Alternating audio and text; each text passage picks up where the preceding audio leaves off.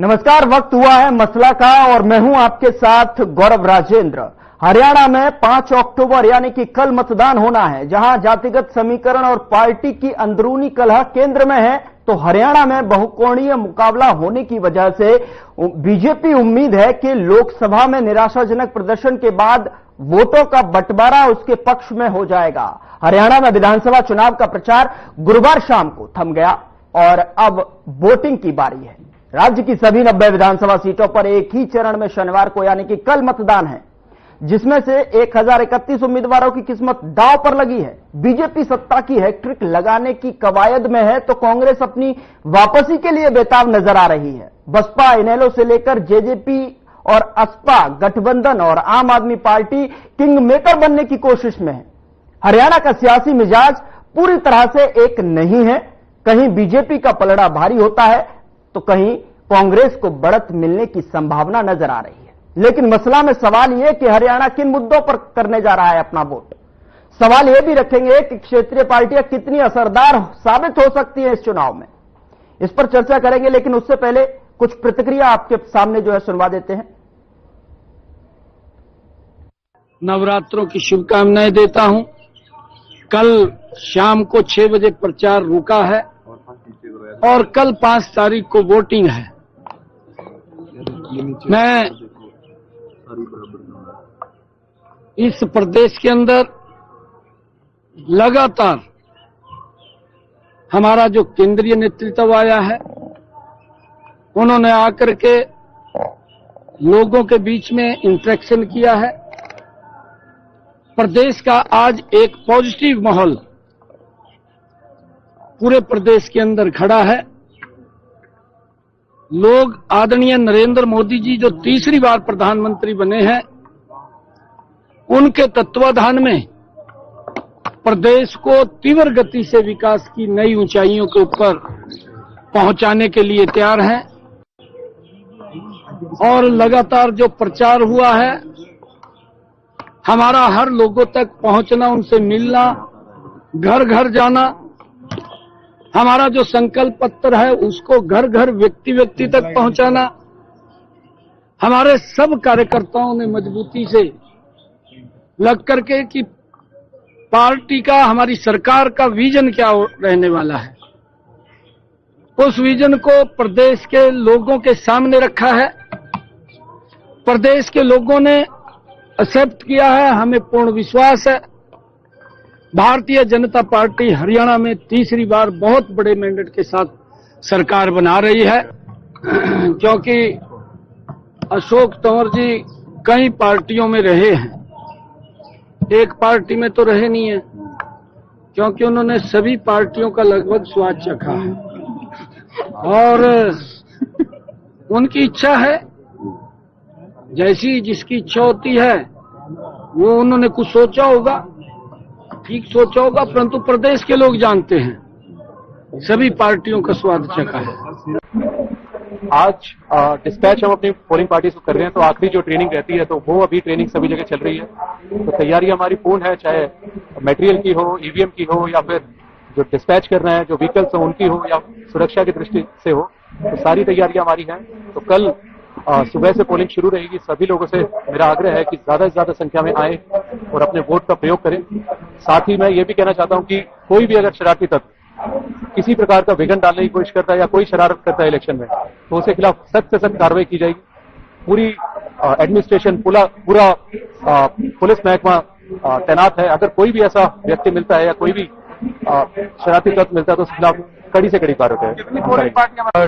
Total हमारे जो है 968 बूथों पे जो है हमारे पास जो पोलिंग पार्टी जाएंगी, तो कल जो है हमारा चुनाव होना है। कल जो है सुबह 7 से शाम 6 बजे तक वोटिंग होगी। और मैं मीडिया के साथियों के द्वारा अपील करना चाहूंगा कि अम्बाला जिले के जितने हमारे मतदाता हैं वो कल आकर अपने जो बूथों पे जाकर अपने मताधिकार का प्रयोग जरूर करें। और ये जो एक डेमोक्रेसी का जो पर्व होता है उसको जो सफल बनाने में अपना योगदान जरूर दें। आज हमारी जितनी विधानसभा क्षेत्र में 1000 से ज्यादा पोलिंग पार्टीज हैं, 5 निर्वाचन क्षेत्रों में उनको आज हमने भेज दिया है। उनको जो लास्ट ट्रेनिंग देनी थी वो हम दे चुके हैं। अब वो अपने पोलिंग बूथ पर चले जाएंगे। रानिया में 188 पोलिंग बूथ है और पार्टियों अब बसेस में बैठ चुकी हैं। अब बस निकलने वाली है। प्रशिक्षण जो है पार्टियों को कम से कम 4 बार दे चुके हैं हम पूरी पोलिंग पार्टीज को। और जो हमारे पीओ और एपीओ साहब होते हैं उनको भी 2 बारी 3 बारी हम ट्रेनिंग दे चुके हैं। इसकी जो पिछली ट्रेनिंग हुई थी उनसे हमारे जितने भी फॉर्मेट होते थे उनसे हमने लिखवाए थे और उनको समझाया था कि इस फॉर्मेट में क्या लिखा जाता है।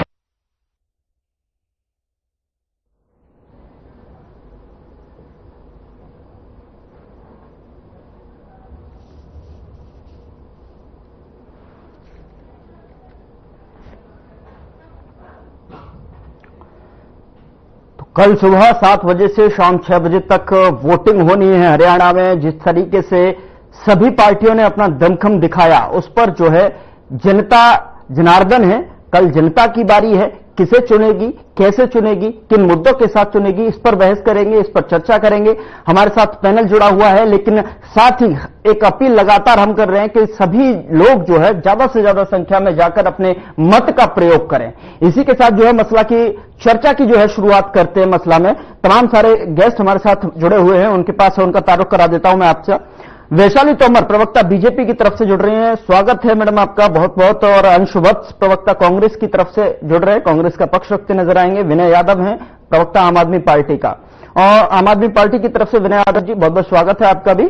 और तमाम सारे जो प्रवक्ता हैं वो जुड़ चुके हैं। सबसे पहले शुरुआत जो है वैशाली जी मैं आपसे करना चाहूंगा, क्या लग रहा है आपको जिस तरीके से तैयारी करी, जिस तरीके से चुनावी दंगल में सभी दिग्गजों की दहाड़ हमने देखी, तो क्या उम्मीद है, किस तरीके से जनता किन मुद्दों के साथ में कल अपने मत का अधिकार का प्रयोग करने जा रही है? वैशाली जी। नमस्कार गौरव जी, मैं हर खबर के दर्शकों को सादर नमस्कार करती हूँ। साथ ही साथ मेरे साथ जुड़े पैनल पे प्रवक्ता इनेलो के अंश वत्स जी को और विनय यादव जी को भी मैं सादर नमस्कार करती हूँ। जी, सबसे पहले तो आज आपके चैनल के माध्यम से, हरियाणा खबर के माध्यम से मैं हाथ जोड़कर देश की हरियाणा की जनता से अपील करती हूँ कि हरियाणा की जनता जिस तरह से ईमानदार है अपने काम के लिए, अपनी हरियाणा भूमि के लिए, इसी तरह से कल ईमानदारी से अपने वोट का जरूर चयन करें। अपने वोट का, अपने मत का, जरूरी नहीं है कि सेना में भर्ती होकर ही अपने राष्ट्र का हित चुका पाए, अपने राष्ट्र का कर्ज चुका पाए, अपने राष्ट्र का ऋण चुका पाए। हम अपने एक वोट से, एक सही चुनाव से अपना कर्ज चुका सकते हैं, अपनी मातृभूमि का कर्ज चुका सकते हैं। तो मेरा सभी से अनुरोध है कि कल कृपया सब अपने वोट का सही इस्तेमाल करें, राष्ट्र हित में वोट करें और मत का जरूर प्रयोग करें। ऐसा नहीं हो कि किसी भी तरह से हम घूमने जाएं या घर में आराम करें, ऐसा नहीं होना चाहिए। हमें अपने एक व्यक्ति से, अपने पड़ोसी से, अपने घर परिवार जो आसपास के लोग हैं उन्हें भी हम कल जरूर उनकी डोरबेल बजाएं और जाकर सबसे निवेदन करें और सबको साथ लेकर जाएं कि कल अपने वोट का जरूर प्रयोग करें और जरूर अपनी फोटो भी सेल्फी पर डालकर इसे एक उत्सव की तरह मनाएं। रही बात दूसरी के, देखिए गौरव जी, जिस तरह से हमने काम किए, जिस तरह से जनता के लिए इन 10 सालों में, देखिए कोई भी सरकार जब आती है उसमें अच्छाइयां होती हैं, उसमें बुराइयां भी निश्चित होती हैं। कुछ ना कुछ काम बहुत बेहतर होते हैं, कुछ खामियां भी रह जाती हैं। ऐसा नहीं मैं ये कहूंगी कि हमने 100% वादे किए हैं तो वो 100% पूरे हुए हैं, लेकिन ये अगर उनके इतने वर्षों का काल और हमारे 10 सालों का काल देखें तो आप देखेंगे कि विकास की गति को किस तरह से गति मिली है, विकास के कार्य किस तरह से तेजी से उन्होंने रफ्तार पकड़ी है और किस तरह से किस दिशा में भारत की दशा और दिशा सुधरी है। और बात अगर की जाए हरियाणा की, तो हरियाणा की धरती पर भी मैं जानती हूं कि जब मैं ये बातें बंद करूंगी और कांग्रेस के प्रवक्ता जी की बात आएगी तो वो कहेंगे कि इन्होंने खिलाड़ियों का अपमान किया, इन्होंने किसानों का अपमान किया, इन्होंने युवाओं का अपमान किया, इन्होंने पता नहीं किस किस का अपमान किया। ये 5 चीजें कहेंगे, इसलिए मैं पहले ही बोल देती हूँ। रही बात खिलाड़ियों की, इस 10 सालों में और पहले 10 साल से पहले का जो इतने वर्षों तक सरकार में रहे, उनसे बस ये एक बार आंकलन जरूर करें। मैं अपने कांग्रेस के प्रवक्ता को जवाब नहीं दे रही हूँ, मैं हरियाणा की जनता को कह रही हूँ कि कल जब एक बार वोट डालने जाएं तो ना मेरी सुने, ना किसी की सुने, ना राहुल गांधी जी की सुने, बस एक बार अपने अंतिम मन से ये जरूर पूछे और जरूर विश्लेषण करें, जरूर एनालाइज करें चीजों को कि 10 साल से पहले क्या खिलाड़ियों को जिस तरह से आज आपका बच्चा जानता है, क्या इस तरह से जानता था? क्या खिलाड़ियों को जिस तरह से आज उन्हें आगे बढ़ाया जा रहा है और आज प्रधानमंत्री जी खुद कनेक्ट होते हैं, खुद हर तरह की सुख सुविधाएं उनको मुहैया कराई जाती हैं, क्या पहले इस तरह की चीजें उनके साथ होती थी? 10 साल पहले जो ओलंपिक लेकर आई, उन्हें अपने मेडल के लिए, उन्हें अपनी सरकारी नौकरी के लिए भी किस तरह से कोर्ट के चक्कर लगाने पड़े हैं, वो सारी चीजें जरूर आंकलन करें। सब कुछ यूट्यूब पे भी पड़ा है, नेट पे भी पड़ा है, गूगल पे भी पड़ा है, जरूर देखें अगर किसी से बात नहीं हो रही। रही बात किसानों की, ये किसान सम्मान निधि जो हर महीने किसानों के खाते में जाती है, ये सिर्फ और सिर्फ मोदी सरकार ने दी, किसान सम्मान निधि। देखिए, मैं भी एक किसान परिवार से हूँ और जो यहाँ पर सब बैठे हैं वो भी किसान परिवार से हैं। बस मैं इतना कहना चाहूंगी हरियाणा के लोगों से कि एक बार आज जिस तरह से जमीनों की खेती का मुआवजा मिल रहा है, खराब होने पर फसलों का मुआवजा मिल रहा है, फसलों को ले जाने के माध्यम, उनको खरीद फरोख्त के जो माध्यम होते हैं वो बेहतरी से बने हैं, जिस तरह से सड़कों की हालत सुधरी है और उनको अपनी फसलों को बेचने में आसानी होती है, क्या वो पहले 10 साल पहले थी? क्या जिस तरह से मुआवजा 2 रुपए का चेक मिलता था, आज इस तरह से मुआवजा मिल रहा है? क्या जिस तरह से जो बिचौलिए होते थे वो एक किसान की फसल को खा जाते थे और उसको कुछ भी, वो अपना कर्ज में डूबा रहता था, वो कभी बस दुकानदारों से जो उसने कर्ज लिया था बस उसी को ही चुका पाता था, वो कभी अमीर हुआ ही नहीं किसान। और आज आप देखें किसान थार लेके घूमता है, तो वो जरूर विश्लेषण करें। तीसरी बात, जिस तरह से अग्निवीर योजना को ये कहेंगे, अब जो भर्तियां थी वो भर्तियां हैं अग्निवीर के माध्यम से, सिर्फ और सिर्फ ये बात सुनिश्चित की गई। दूसरे देशों से भी कई बार इंसान अच्छी चीजें सीखता है। जिस तरह से इजराइल में एक बच्चे को ट्रेंड करा जाता है और ये सुनिश्चित करा जाता है कि वो अपने देश की, अपनी मिट्टी के लिए उसमें जुनून होना चाहिए, उसका शरीर स्वस्थ होना चाहिए, उसका मस्तिष्क स्वस्थ होना चाहिए। तो उस तरह से एक योजना, एक नीतिबद्ध तरीके से देश की आगे आने वाली हमारी जो जनरेशन है आज, जो मोबाइल में गेम के माध्यम से, पिज्जा बर्गर के माध्यम से, चॉकलेट के माध्यम से, जिनको दूध दही नहीं खा रहे हैं, उनके माध्यम से जो उनकी शारीरिक और मानसिक, और कोरोना के बाद आपने देखा ही कि किस तरह से मेंटली, फिजिकली लोग कितने बीमार और कितना हेल्थ इश्यूज हो रहे हैं, उस स्थिति को देखते हुए कि हमारे देश की स्थिति किस तरह से सुधार में रहे, उस युवा को सही दिशा देने के लिए, सही गति देने के लिए एक योजना बनाई गई, एक नीति बनाई गई कि जब एक 18-19 साल का लड़का, जब भटकने की उसकी एज होती है, उसे ये समझ नहीं आता कि वो कौन सी एजुकेशन का सही उसको यूज करे, सही सेलेक्ट करे, कौन सा सब्जेक्ट बोले, कहाँ पर वो जाए या नौकरी के लिए जाए, वो क्या करे, तब उसको एक रोजगार के माध्यम से उसे फिजिकली इंप्रूवमेंट को, मेंटली इंप्रूवमेंट को, साथ ही साथ एक ऐसी धनराशि देकर उसको भेजा जाए कि वो कल को अगर उसके साथ कुछ अन्याय होता है तो वो अपने परिवार की भी रक्षा कर सके, खुद की भी रक्षा कर सके, इस राष्ट्र की भी रक्षा कर सके, और साथ ही साथ उस अमाउंट से अपना काम शुरू कर सके, अपनी एजुकेशन शुरू कर सके, अपनी दुकान खोल सके, अपना कुछ भी वो जो चाहे वो कर सकता है। जी ठीक है, आपने अपनी बात जी तो गौरव जी जी कीजिए, कंप्लीट कीजिए जी। और रही बात ये तीनों चीजें तो हो गई, अब ये किस चीज का आरोप लगाएंगे? ये लगाएंगे कि आपने एमएसपी नहीं दी फसलों का, अभी 24 के 24 फसलों पर एमएसपी दी, लेकिन हाँ, आरोप और प्रत्यारोप का आरोप का समय जरूर चलता रहेगा, हमारी बहस जरूर होती रहेगी। मैं सीधा जनता से अपील कर रही हूँ कि वो इन्होंने, जहाँ पर कांग्रेस की सरकार है, वो वहाँ की स्थिति का जरूर मुआवजा करे। वोट देने से पहले वो देखे क्या कांग्रेस ने अपने वादों को पूरा किया, क्या कांग्रेस ने जिस तरह से हिमाचल में आज सरकारी जो नौकरी पर है उनकी तनख्वाह भी नहीं मिल रही है, ये सरकारी रोजगार देने की बात कर रहे हैं, वहां पर 2-2 हजार रुपए के ऊपर कैसे लाइनें लग रही है, ये यहाँ पर कह रहे हैं कि हम पता नहीं क्या क्या कर देंगे, कितने झूठे अरमान और लोगों की कितनी झूठी ख्वाहिशें दे रहे हैं। तो जहां कर्नाटक में दलितों की बात करते हैं, कर्नाटक में इन्होंने डिबेट को मैं ओपन कर लेता हूं, आपकी प्रतिक्रिया लेनी थी, वो आपने स्पष्ट तौर पर जो है रख दी, लेकिन अपील लगातार हम यही कर रहे हैं कि कल का मतदान होना है, सुबह 7 बजे से और शाम 6 बजे तक होना है, और सभी अधिक से अधिक जो है यहाँ पर जनता जाकर वोट का, अपने मत का अधिकार दिखाए और जो है प्रयोग करे और सत्ता की चाबी अपने मन चाहे जो भी आप जनता ने बना रखा है मन उसको सौंपे। लेकिन यहां बीच में सवाल यहां उठता है कि अंश जी, मैं आपको डिबेट में लाना चाह रहा हूं।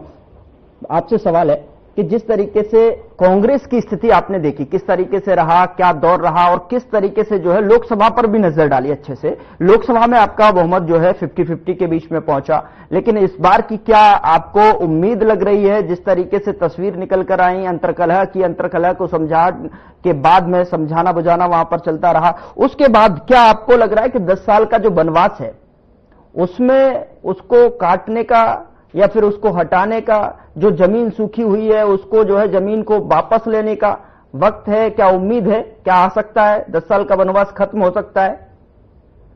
Over to you. जी, सबसे पहले आपके दर्शकों को मेरा नमस्कार और मेरे को पैनलिस्ट को मेरा नमस्कार। मैं आशा करूंगा कि मुझे और विनय भाई को, हम दोनों को 8-10 मिनट का जो वैशाली जी ने अपना एक लंबा भाषण दिया है, तो हम दोनों को भी उतना एक समय मिलेगा। नहीं, आप निश्चिंत रहें, समय भरपूर मिलेगा आपको। नहीं, हाँ, मैं वही तय सीमा के अंदर समय आपको भरपूर मिलेगा। आपसे आपके लिए कोई अपशब्द तो नहीं कहे थे, आप अपनी शुरुआत ही ऐसे अपशब्दों से करते हैं। मैंने आपको तो कोई कुछ भी नहीं बोला ना, बस जी मैंने तो तय समय में आपको भरपूर समय मिलेगा। ये मेरे समय में काउंट नहीं होगा, ये मेरे समय में काउंट नहीं होगा, ये जो समय मेरा ले रही है ये मेरे समय में काउंट नहीं होगा। साथ ही साथ मैंने जनता से अपील की। तो देखिए, सबसे पहली बात ये है कि यहाँ पे एक मैंने किसी के बीच में नहीं बोला। देखिए, बात ये है कि मैंने यहाँ पे मुद्दे के यहाँ पे किसी भी तो शुरुआत कर सकते थे। बस जी ये बताएं, क्या आपकी कांग्रेस के प्रवक्ता को कह के भेजा जाता है कि शुरुआती जो करो तो बीजेपी के प्रवक्ता को? ठीक है, उन्होंने अपनी बात रख ली थी, ठीक है, आपने अपनी बात रख ली, मैं आपको समय दिया। अब पूरा समय तय सीमा के अंदर जो है आप सबको मिलेगा, कोई निश्चिंत रहे आप इस चीज को लेकर। लेकिन इनको इतनी शिकायतें रहती है। मैं आशा करता हूँ, मैं एक सेकंड में आशा करता हूँ कि प्लीज है मुझे कोई इस तरीके से समय जाया करेंगे, आप चलेगा, अपनी बात नहीं। हम सबने उनका भाषण जो है 8-10 मिनट तक बिना किसी रोक करके सुना। ठीक है, हमने आपने अपनी बात रख ली, रोक करके सुना और पिछले 10 साल से वही कैसेट जो है जनता सुन रही है। देखिए, बात ये कि मैं यहाँ पे मुद्दों को लेकर यहाँ पे बात रखना चाहता हूँ। जी बिल्कुल, बात करना चाहता हूँ बेरोजगार जी। हाँ, मैं यहाँ पे मैं मुद्दों को लेकर बात रखना चाहता हूँ। यहाँ पे रखना चाहता हूँ किस प्रकार से बेरोजगारी आज जो है हरियाणा में चरम सीमा पे है। पूरे देश में सबसे ज्यादा अगर कहीं बेरोजगारी है वो हरियाणा में है। और इसके लिए भाजपा पिछले 10 साल से सत्ता में रही है और 10 साल के बाद भी अगर आपको वादा ये करना पड़ रहा है कि आप उन 2 लाख आत्महत्या कर ली है, मैं ऐसे बात नहीं कर सकता। मैं ऐसे बात नहीं। वैशाली जी, जब आपका टर्न आएगा प्लीज आप बोलिएगा।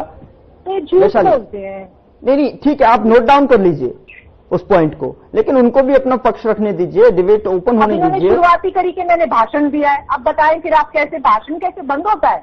भाषण तो जब तक जनता बैठी रहेगी वो चलता ही रहेगा। अगर यही बोलते रहेंगे तो फिर हम लोग कैसे यहाँ पर अपनी बात रखेंगे? अगर यही प्लीज आप बोलिए।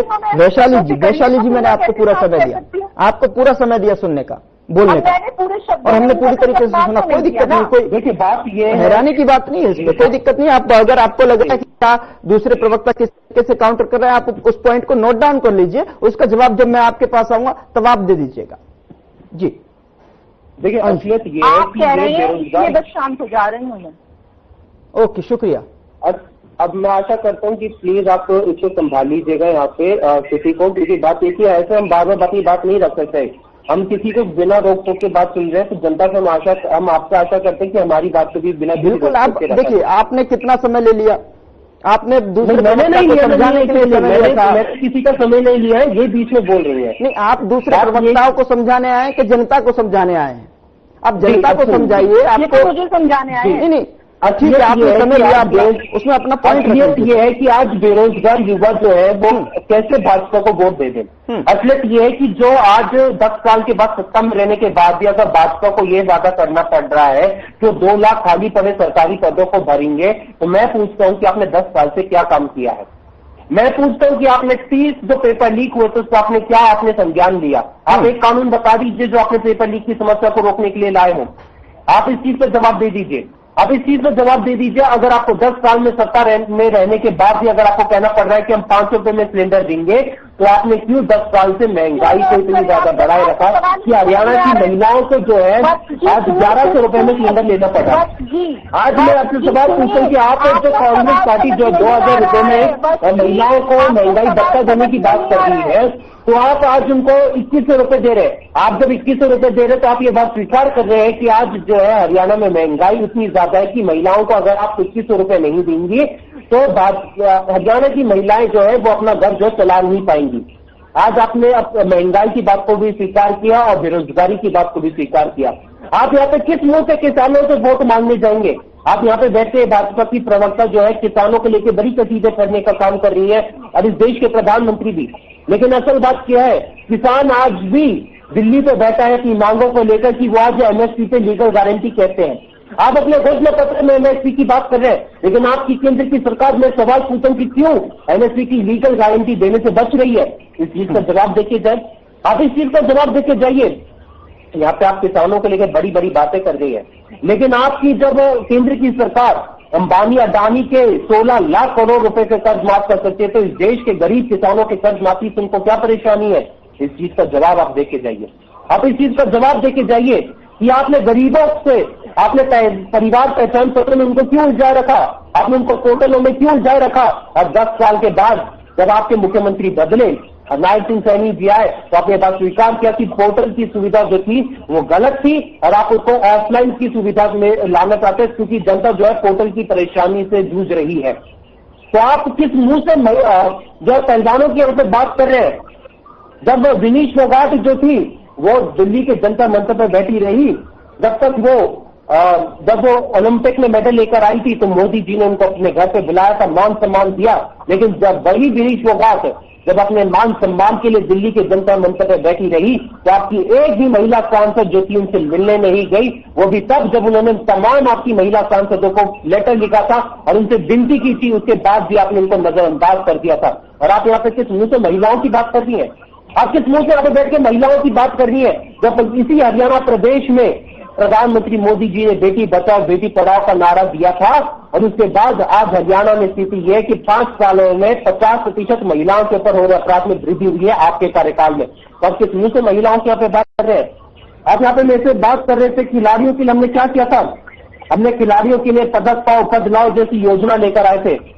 अगर आप कहते हैं कि आपने आज भाजपा की प्रवक्ता ने यहाँ पे बात कहा कि आपने पहले कब सुना था खिलाड़ियों के नाम, तो आपने गीता बबीता का आप यहाँ पे उनका जो उन्होंने तरक्की हासिल की अपने खेल के क्षेत्र में, उनकी आपने मेहनत को यहाँ पे नकारने का काम किया है। मैं आपके कार्यकाल की बात नहीं कर रहा कि वो हमारे कार्यकाल में थे या आपके कार्यकाल में, लेकिन उन्होंने मेहनत की थी, उनकी मेहनत को आपने नजरअंदाज किया। और ऐसे कितने सारे खिलाड़ी हमारे रहे होंगे। हमने 480 के करीब खेल के स्टेडियम बनाए थे, हमारे पास कितने सारे हमने जो नीतियां बनाई जिसकी वजह से हमारे जो यहाँ पे एथलीट थे उनको प्रोत्साहन मिला कि वो अपने खेल की जगत में इस देश का हरियाणा का नाम जो है वो रोशन कर सके। और यहाँ पे अगर बैठ कर अग्निवीर की यहाँ पे बात कर रहे हो, आपके समूचे अग्निवीर की बात कर रहे हो, हमने शुरुआत से कहा था और उसके तमाम प्रमाण जो है मैं आपको यहाँ पे बता के जा रहा हूँ कि अग्निवीर किस प्रकार से इस देश की जनता के साथ धोखा है। ये बात है मध्य प्रदेश के भोपाल में एक अग्निवीर जो सैनिक था वो जाता है 50 लाख की लूट करके आता है ज्वेलरी की शॉप में। ये आपकी अग्निवीर योजना ने किया है। आपकी अग्निवीर योजना ने यह किया है कि यूपी का एक युवा जो है वो जाता है, वो फेक मोबाइल की वो चलाता है कंपनी और इसके बाद वो लूट खसुट करता है, डकैती करता है। ये आपने अग्निवीर योजना के तहत जो है इस देश की जनता को देने का काम किया है, जिसका हमने पुरजोर विरोध किया था। अग्निवीर योजना की आप बात कर रहे हो, किस मुंह से आप बात कर रहे हो? ये सेना ने जो एक सर्वे कराया था और उसमें आया था सेना के सर्वे में। एक मिनट प्लीज, मैं इस बात को समझना चाहती हूँ। क्या बोला आपने? अग्निवीर योजना के माध्यम से क्या दिया हमने? क्या किसने लूटपाट की है? मैं ये समझ नहीं सही से नहीं समझ आया। मैं आऊंगा इस पॉइंट पे, जो है पॉइंट पे आऊंगा मैं आपके पास जो है, लेकिन ठीक है आप पूरी तरीके से बात रख लीजिएगा, मैं वापस लौटूंगा आपके पास जो है। इस बीच जो है विनय जी हमारे पास है, उनसे भी एक छोटी सी प्रतिक्रिया ले लेता हूं, फिर जो है मुझे एक ब्रेक के लिए यहां पर रुकना है। विनय जी, कल की उम्मीद और आने वाली 8 अक्टूबर की सत्ता की खुशी, क्या आपको भी ओवर कॉन्फिडेंस नजर आ रहे हैं? आप भी, आपकी पार्टी भी? नहीं, देखिए इसमें आती आत्मविश्वास की ऐसी कोई बात नहीं है। हम तो एक वैकल्पिक राजनीति जो है प्रदेश और देश के सामने रखना चाहते हैं, और इसी उद्देश्य से हम राजनीति में आए। अन्ना आंदोलन से हमारी पार्टी पैदा हुई। राजनीति में आने का देखिए अरविंद केजरीवाल जी का कोई मकसद नहीं था, लेकिन जब इसके अलावा कोई विकल्प बचा नहीं और हमें मजबूर किया गया कि भाई हम आए, उस समय आप याद कीजिए कांग्रेस की सरकार हुआ करती थी और इनके कुछ पार्टी के नेता वो कहा करते थे कि आओ भाई चुनाव लड़कर देखो, तब पता चलेगा कैसे जीता जाता है। तो हमने उनके चैलेंज को स्वीकार किया और देखिए दिल्ली में किस तरह से हमने पहली बार में 28 सीटें लेकर आए। उसके बाद गठबंधन से सरकार बनाई, लेकिन फिर हमें परेशान किया गया। तो इतिहास में पहली बार ऐसा हुआ कि हमारे अरविंद केजरीवाल जी ने इस्तीफा दे दिया और उसके बाद प्रचंड बहुमत से हम आए। कोई कह नहीं सकता था कि दिल्ली के उस चुनाव में जब योगेंद्र यादव जी, जो कि देश के बहुत अच्छे राजनीतिक विश्लेषकों में से एक हैं और जो उस समय हमारी पार्टी में भी हुआ करते थे, तो खुद उन्होंने जब आंकलन किया था, जब उन्होंने उनकी जब समीक्षा की थी, तो उन्होंने अपने खुद के सर्वे में 50 से 52 सीटें हमें दी थी, लेकिन हमारी सीटें खुद हमारे सर्वे से कहीं ज्यादा 67 सीटें आई। प्रचंड बहुमत हमारा देश के इतिहास में आया। तो क्यों आया? क्योंकि हम वैकल्पिक राजनीति करना चाहते हैं, हम स्कूल अस्पताल की राजनीति करना चाहते हैं, और वही 5 गारंटी हम हरियाणा में भी लेके आए, जो हमने दिल्ली में किया है, जो हमने पंजाब में हमारा काम बहुत जोरों से चल रहा है, 2 साल से हमारी सरकार है। तो हम हरियाणा में वही 5 गारंटी लेकर आए, शिक्षा, अस्पताल, रोजगार, महिलाओं के लिए सम्मान राशि और बिजली। देखिए मूलभूत सुविधाएं हैं जो मुझे लगता है सबको मिलनी चाहिए। और देखिए ना हम जाति धर्म की राजनीति करते हैं, ना हम क्षेत्रवाद की राजनीति करते हैं। हमारा विजन बहुत ही सिंपल और साधारण है। हम हर बच्चे को, प्रदेश के हर बच्चे को बेहतरीन और निःशुल्क शिक्षा देना चाहते हैं। देखिए आप किसान हो, मजदूर हो, दलित हो, कोई भी जाति से हो, गरीब हो, अमीर हो, सबको अच्छी शिक्षा का अधिकार है, समान शिक्षा का अधिकार है। और आप उनके बच्चे को शिक्षा दे दीजिए, वो बच्चा अपने आप गरीबी से बाहर निकालेगा। मैं बार बार ये बात कहता हूं, अगर हम भारत को विकसित बनाना चाहते हैं, देखिए भारतीय जनता पार्टी और प्रधानमंत्री मोदी जी और इनके मुख्यमंत्री जी जो हैं, वो कहते हैं कि भाई विकसित भारत के लिए आप वोट कीजिए। ये कहते हैं कि हम विकसित भारत बनाएंगे, पर कैसे बनाएंगे ये नहीं बताते हैं। देखिए क्या इस तरह से बनाएंगे जिस तरह से चुनाव लड़ते हैं, धर्म के नाम पर, जाति के नाम पर बांट कर ये चुनाव लड़ना, जीतना चाहते हैं, उस तरह से विकसित बनाएंगे। इस तरह से आप ये देश को लड़ाने का काम कर रहे हैं। देखिए विकसित बनेगा शिक्षा से। और हमारे घर में कोई बीमार हो जाता है, देखिए आप भी जॉब करते हैं, मैं भी जॉब करता हूं, मुझे 2 ही चिंता होती है। जब भी मुझे ऐसा लगता है कि भाई मेरी नौकरी के ऊपर कोई खतरा मंडरा रहा है, आप देखिए आज ओवरऑल जो हालत है, लोगों की नौकरियां जा रही हैं, तो मैं भी बस, मेरे को 2 ही चिंता होती है कि मेरे बच्चे की फीस कैसे भरी जाएगी और मेरे घर में मेरे माता पिता जो कि बुजुर्ग हो चुके हैं। ठीक है जी, मैं आपके पास लौटूंगा, मुझे एक छोटे से ब्रेक के लिए यहाँ पर रुकना है और ब्रेक के बाद जो है सवालों का सिलसिला लगातार जारी है। कल सुबह 7 बजे से शाम 6 बजे तक हरियाणा के अंदर जो है वोटिंग होनी है और ऐसे में जनता का अब जो है नंबर आ गया है कि वो अपने अधिकार का, अपने पसंद का जो है नेता चुनने का, तो उसकी जो किस्मत है वो ईवीएम के पिटारे में कैद करने का। एक छोटा सा ब्रेक के उस पार मसला में सवालों का सिलसिला लगातार जारी है।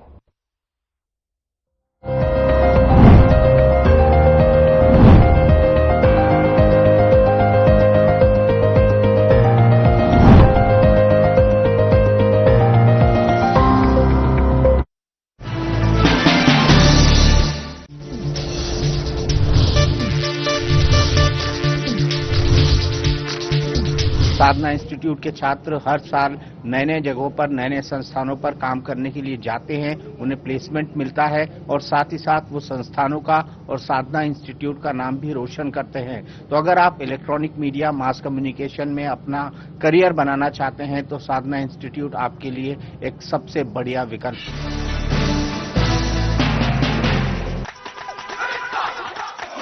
मदीर लेफ्ट ले। हाँ भाई। सत श्री अकाल जी। जी तू जानता ही नहीं? हमारी तो पुरानी फ्रेंडशिप है जी।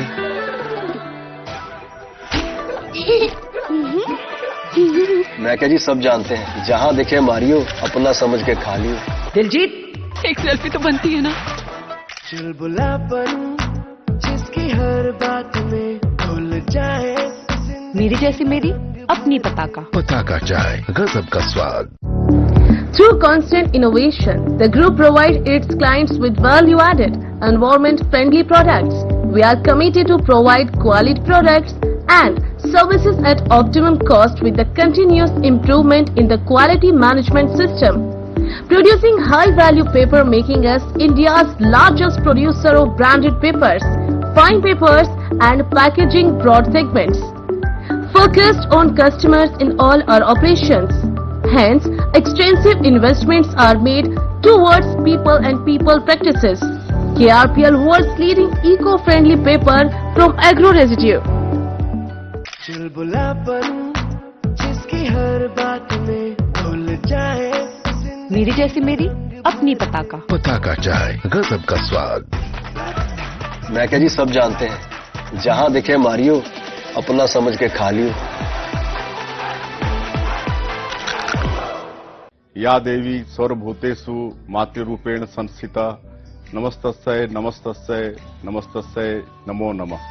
आप सभी प्रदेशवासियों को नवरात्रि की ढेरों शुभकामनाएं। सनातन धर्म और संस्कृति में नवरात्रि का विशेष महत्व है। शक्ति की उपासना का यह महापर्व आप सभी के लिए सुख समृद्धि सौभाग्य और आरोग्य लेकर आए। हमारा छत्तीसगढ़ निरंतर प्रगति के पथ पर अग्रसर हो, यही कामना है। जय माता दी। Through constant innovation, the group provides its clients with value-added, environment-friendly products. We are committed to provide quality products and services at optimum cost with the continuous improvement in the quality management system. Producing high-value paper, making us India's largest producer of branded papers, fine papers and packaging broad segments. Focused on customers in all our operations. Hence, extensive investments are made towards people and people practices. KRPL world's leading eco-friendly paper from agro residue.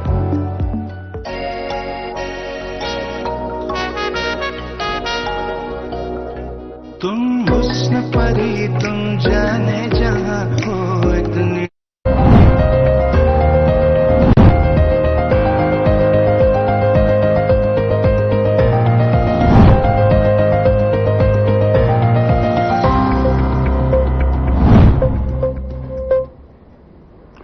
Break के बाद एक बार फिर से मसला में आप सभी का स्वागत है और चर्चा कल होने वाले चुनाव को लेकर और जिस तरीके से सभी पार्टियों ने अपनी पूरी ताकत जो है हरियाणा के अंदर झोंक दी, सभी दिग्गज जो है दहाड़ते नजर आए। लेकिन इस बीच सवाल उठता है कि क्या जिस तरीके से चुनाव में प्रचार हुआ उसको देखते हुए, वादों को देखते हुए और मैनिफेस्टो पर नजर रखते हुए क्या जनता जो है किन मुद्दों के साथ में अपना मन बना चुकी है और कौन सी पार्टी को उम्मीद लग रही है। लेकिन सबसे बड़ा सवाल यही है, सत्ता के सिंहासन पर जो है इस बार किसका होगा राज तिलक, उसको लेकर चलते हैं। इस बीच जो है पैनल हमारे साथ लगातार जुड़ा हुआ है और विनय यादव जी, ब्रेक से पहले आप चर्चा कर रहे थे, उसको कंप्लीट कीजिए, फिर उसके बाद जो है मैं अन्य मेहमानों के पास जाऊंगा। जी तो देखिए, मैं बस यही कह रहा था कि हम लोग स्कूल अस्पताल की राजनीति करते हैं और वही लेकर के आप लगातार देखिए अरविंद केजरीवाल जी जब से हरियाणा के चुनाव प्रचार में उतरे हैं वो लगातार हमारी 5 गारंटियों की बात कर रहे हैं, वो बिजली की बात कर रहे हैं, वो पानी की बात कर रहे हैं, वो शिक्षा की बात कर रहे हैं, अस्पताल की बात कर रहे हैं। और हम जनता से क्या कह रहे हैं, हम जनता से कह रहे हैं कि भाई आप एक मौका हमें दे दीजिए। आपने 10 साल भारतीय जनता पार्टी को देख लिया, आपने कांग्रेस को उससे पहले 10 साल देख लिया, उससे पहले आपने क्षेत्रीय पार्टियों को देख लिया, आपने भारतीय जनता पार्टी के समर्थन से इनेलो की सरकार को भी आपने देखा। तो एक मौका आप आम आदमी पार्टी को, अरविंद केजरीवाल जी को देख लीजिए। और हमारे अरविंद केजरीवाल जी ऐसे नेता हैं जो कहते हैं कि भाई अगर हमने काम किया तो आप वोट देना, वरना हमें वोट मत देना। तो एक मौका इस बार आप आम आदमी पार्टी को दे दीजिए और 5 साल में अगर काम ना हो तो आप वोट मत देना। तो यही हम लेकर के जनता के बीच में जा रहे हैं। और दूसरी तरफ आप देखिए कि भारतीय जनता पार्टी की तरफ से किस तरह का प्रचार हो रहा है। प्रधानमंत्री जी भी आते हैं, वो वही अपने चिर परिचित अंदाज में नजर आ रहे हैं, वही वो धर्म की राजनीति कर रहे हैं। वो उनके भाषण में कांग्रेस के अलावा कुछ होता ही नहीं है। तो और हमारे सैनी साहब जो हैं वो अपने 56 दिन का हिसाब दे रहे हैं, वो 9.5 साल को गिन ही नहीं रहे हैं। इसका मतलब ये है कि 9.5 साल कोई काम नहीं हुआ, इसलिए वो 9.5 साल का नाम ही नहीं ले रहे हैं। वो 4 9 साल 10 महीने 4 दिन का नाम ही नहीं ले रहे हैं। वो अपने 56 दिन का गुणगान करते हैं कि भाई 56 दिन में मैंने ये कर दिया। तो इससे साफ जाहिर होता है कि इतने पूरे पिछले लगभग 10 साल में कोई काम नहीं हुआ, वरना अगर ऐसा होता तो जरूर उन कामों को गिनवाते, सिर्फ 56 दिन के काम नहीं गिनवाते। तो हम तो बस जनता के बीच में एक मौका मांगने जा रहे हैं कि भैया हमें एक मौका दे दीजिए, उसके बाद आप देखिए कैसे काम होता है दिल्ली और पंजाब की तरह। तय कर चुकी है, मन बना चुकी है और कल सुबह यकीनन 7 बजे जो है जनता यहां पहुंचेगी। और साथ ही साथ हम लगातार अपील भी कर रहे हैं कि जिस तरीके से नंबर पिछले के मुकाबले देखने को मिले थे, जितने फीसदी जो है 2014, 2009, 2019 में मतदान जिस तरीके से हमें देखने को मिला था, उससे बढ़कर ही इस बार जो है जनता जो है अपने मत का यहां पर उपयोग करती नजर आएगी। फिलहाल जो है मैं अंश जी आपके पास आना चाहूंगा। अंश जी, आप सवाल कर रहे थे कि जिस तरीके से अग्निवीर को लेकर आपने चर्चा छेड़ी थी, जिस मुद्दे को लेकर आप बात कर रहे हैं, क्या किस तरीके से आप जो है उसकी सत्यता की पुष्टि करते नजर आ रहे हैं? चूंकि इसका दावा तो मैं नहीं करूंगा क्योंकि आपके पास आंकड़े हैं, लेकिन इस बार सवाल आपसे ये है कि जो सूखा है आपकी पार्टी का वो खत्म होने जा रहा है, कितने फीसदी आपको उम्मीद है? क्या आपको लग रहा है कि जिस तरीके से दावे ठोके जा रहे हैं, आपने लोकसभा चुनाव को लेकर यहां पर जिक्र किया, आपकी पार्टी ने भी तमाम जिक्र किया जो है मैदान से जो है मंचों से, लेकिन इस बार आपको लग रहा है कि क्या आपको बहुमत मिलेगा? क्या आपको वोट प्रतिशतता जो है इस बार बढ़ेगी? जी देखिए, जिस प्रकार से मैंने अपनी बात रखी, कोई भी ऐसा वर्ग नहीं है, चाहे मैं यहाँ पे बात कर लूँ सरपंचों की, सरपंच जो है भाजपा के खिलाफ बैठे रहे, टीचर्स की बात कर लूँ, यहाँ पे मैं छात्रों की बात कर लूँ, यहाँ पे मैं आंगनबाड़ी आशा वर्कर की हमारी बहनों की बात कर लूँ, या फिर किसी भी एक वर्ग की मैं बात कर लूँ, कर्मचारी जो थे, डॉक्टर्स की अगर मैं बात कर लूँ, तो सभी वर्ग जो है वो हरियाणा में जो है किसी अपनी मांगों को लेकर, अपने अधिकारों को लेकर भाजपा सरकार के सामने जो है समय समय पर वो अपना धरना पेश करते रहे हैं, भाजपा से अपने हक की लड़ाई लड़ते रहे हैं। और बदले में भाजपा ने इनको क्या दिया है? लाठी डंडे, किसी पे आंसू गैस के गोले दागे। किसानों की अगर मैं बात करूं, उन्होंने सरपंचों पे जो है उन्होंने मधुमक्खी छोड़ने का काम किया है। तो बदले में भाजपा ने क्या किया है? लेकिन सत्ता में तो आप भी रहे साहब। कैसे? सत्ता में तो आप भी रहे हैं, 10 साल का जो हिसाब लेके आप चले थे मांगने, और लेकिन उससे पहले जो है सत्ता में आप भी रहे थे, तमाम वो दौर मुझे अब भी याद है। अगर मैं उस पर सवाल करूंगा तो फिर आप बेफर पड़ेंगे। नहीं, मुझे एकदम बात रखने दीजिए। जी मेरी बात को देखिए, तो कोई भी ऐसा वर्ग नहीं है जो भाजपा को वोट दे। किसी भी ऐसे वर्ग को उन्होंने छोड़ा नहीं है भाजपा ने जिसकी उन्होंने लाठी डंडे से पिटाई ना की हो। कितनी बार ऐसा हुआ है कि हरियाणा में जो है राम रहीम के जी को पैरोल, बार राम रहीम को पैरोल देते रहे, बार पेट्रोल देते रहे, जब भी चुनाव आते राम रहीम को पैरोल मिल जाता है। एक बलात्कारी को आप पैरोल दे रहे हैं और यहाँ पे बैठ के आप महिला सम्मान की बात करते हैं, यहाँ पर बड़ा अच्छा दोगलापन है। आप किस महिला को कैसे वोट दे देंगे? वही तो मैंने सवाल मैंने अपने पहले वक्तव्य में रखा। तो और जब कांग्रेस पार्टी यहाँ पे जाती है, जैसे हमारे आम आदमी पार्टी के प्रवक्ता ने भी बात करी कि भाजपा के नेता आते हैं, मैंने प्रधानमंत्री जी की इतनी सारी रैलियां सुनी जो उन्होंने हरियाणा चुनाव में दी है।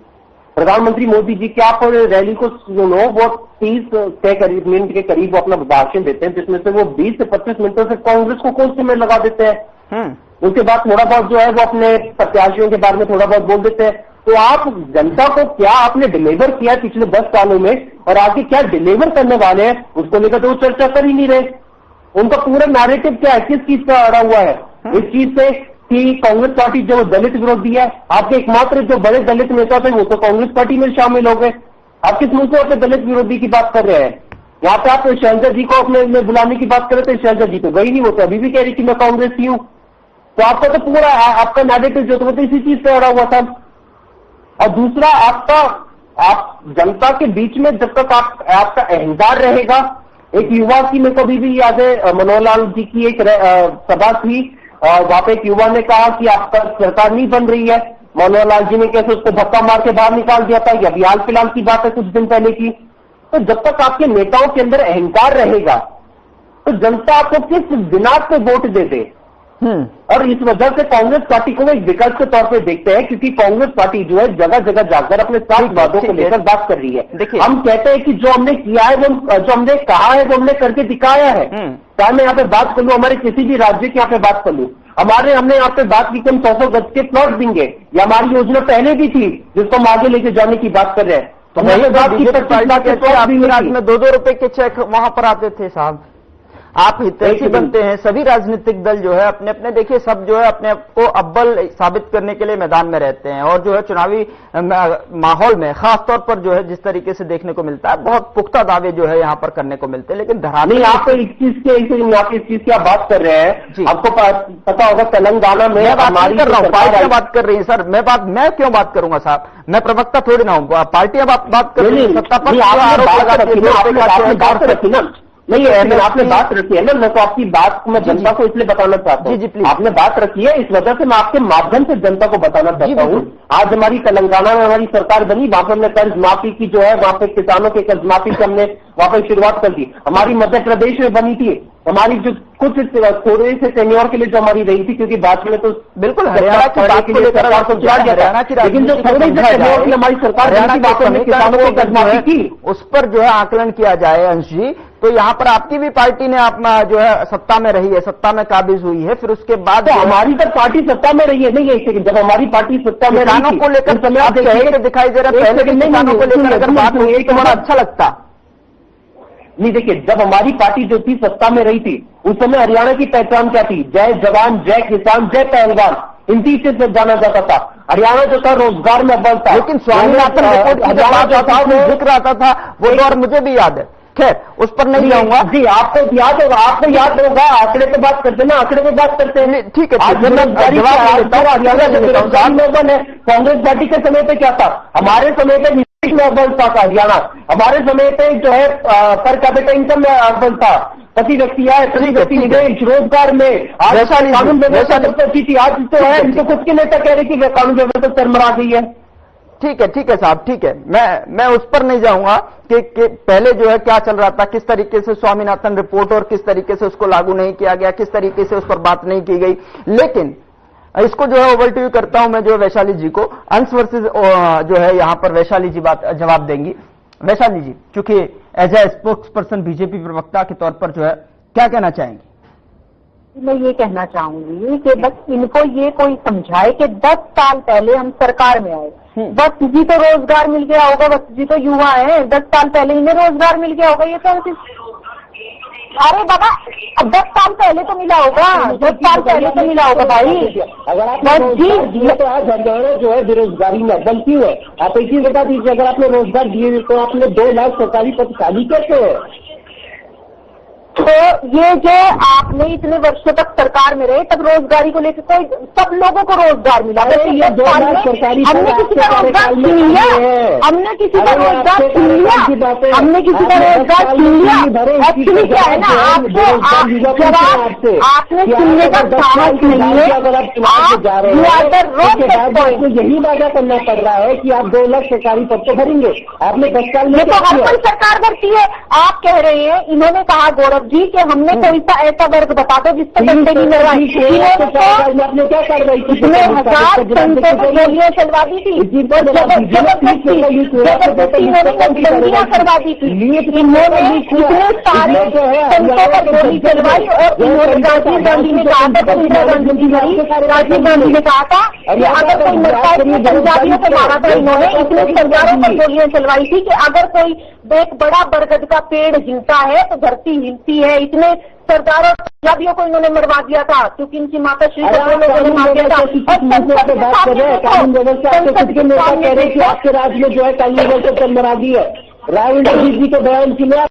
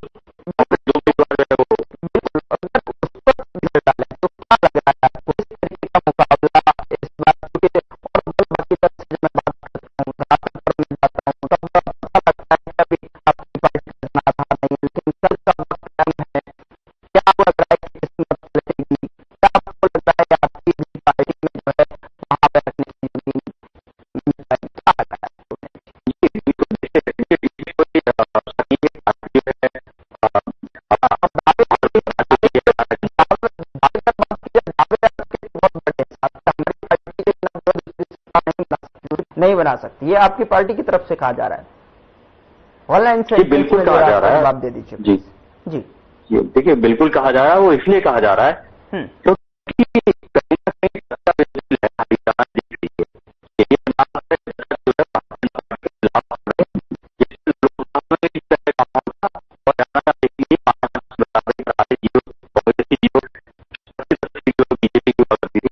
तो उसी तरह से पहले भी देखिए 2014 में 4 से 35 तक पहुंच गई भारतीय जनता पार्टी। उससे पहले 4 जाके पहुंच गए। मोदी की लहर ठीक है। 2019 में जब केंद्र में ऐसी सीटें जो 3 होगी बड़ी से 218 से 3 भारतीय पार्टी की हो गई, उसके बावजूद हरियाणा देखिए 40 से 40 तक आ गए हैं। और इस बार तो भारतीय जनता पार्टी जो है वो 240 तक सिमट गई है। तो इससे हरियाणा में भी माहौल के खिलाफ सत्ता विरोधी लहर है। इसी तरह कांग्रेस तो